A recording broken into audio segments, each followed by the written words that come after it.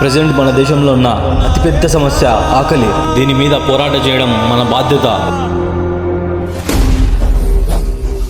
అందుకోసం మన టీం ఈరోజు ఇలా రోడ్ సైడ్ ఉన్న వారికి ఫుడ్ ప్యాకెట్స్ పంచుతున్నాం.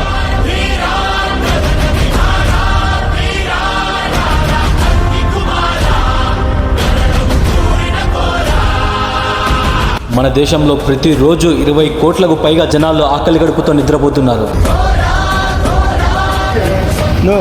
తిన్నానా?